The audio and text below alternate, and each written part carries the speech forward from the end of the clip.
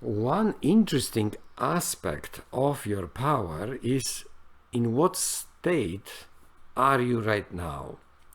And when it comes to your power and energy, you can be in one of the three states: survival state, stagnation state, or growth state.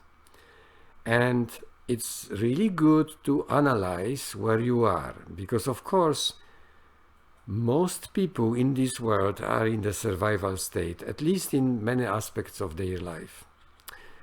And you focus on staying alive, which means you are afraid of not staying alive or not staying well.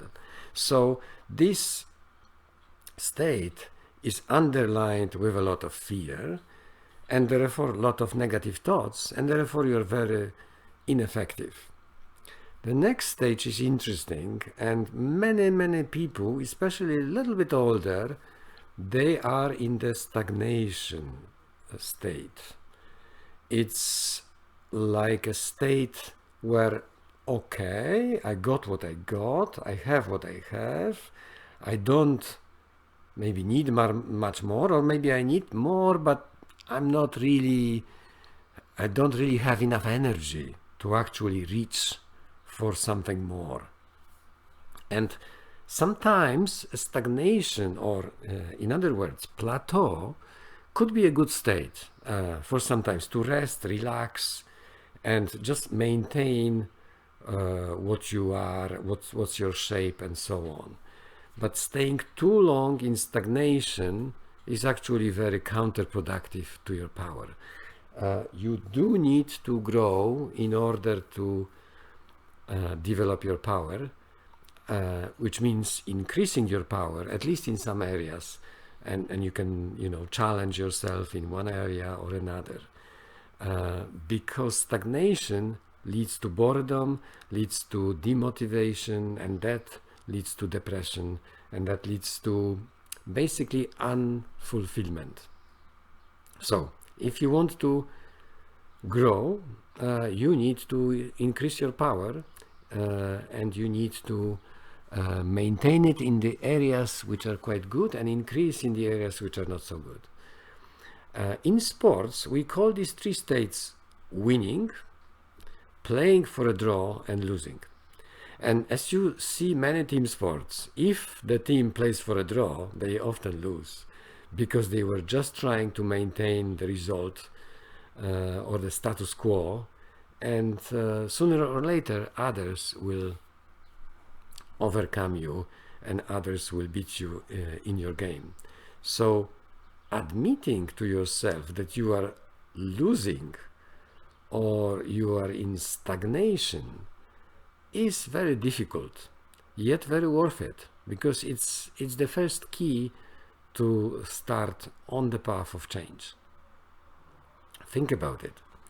And what is the role of the coach or trainer at this point? The trainer, a coach like me, our goal is to move you out of stagnation or help you out of survival, because you won't make any progress. And mountaineers know that they need to practice to build power to conquer big walls or even small walls. And we do it by telling you things you often don't want to hear, by seeing things you don't want to see, at least initially. Later on you will be happy with this, and we are doing these things that seem negative. We're telling you things straight, we are showing you things in a straight way, honestly, because it's about honesty for yourself, so you can become someone you always wanted to be. So there is always some pain in order to have gain. And this is not such a big pain, just to find out that you are not in the best shape. Okay, fine. And we, in the coaching world, we measure it. We measure it in all sorts of ways, in pragmatic ways. We measure your perception.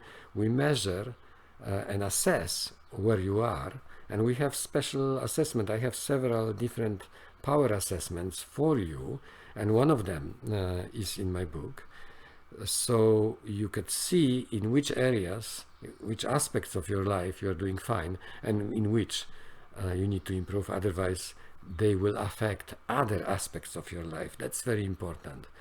If, let's say, emotionally you're having difficulties and you're surviving on the job or at home, sooner or later you will have bigger problems, bigger conflicts, bigger losses, just because you're emotionally weak in this relationship with someone important, or your boss, or someone else. So by taking care of those aspects which don't seem to be connected to other aspects, you're actually improving other aspects. And that's what we actually found working in different aspects. Usually people don't expect that something from a different aspect affects what they need to improve in another aspect. So someone could be physically very weak, and you can find that they are weak because spiritually they are lost, or someone could have difficulty focusing, and then you find that there is something in their emotional performance that needs improving. So it's usually something totally different than you think it is, and that's why it's good to have an assessment and conversation with one of us who work on that, to really find out. And I know this is a lot of work that is kind of preparatory work, lots of discovery work, but without knowing, you cannot address any issue, and you cannot actually progress towards your goals. Thank you so much.